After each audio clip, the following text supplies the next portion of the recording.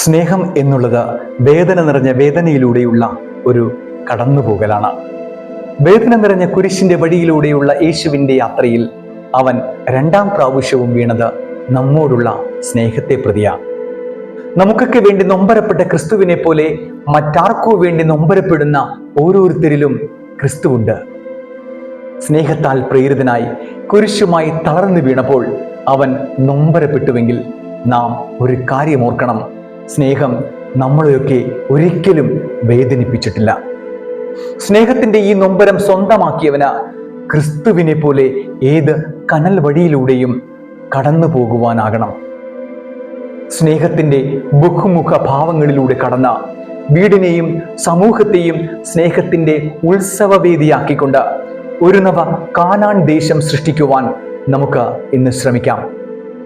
അതിനുള്ള കൃപയ്ക്കായി ഈ കുരിശിന്റെ വഴിയിലൂടെ നമുക്ക് ആത്മാർത്ഥമായി സഞ്ചരിക്കാം.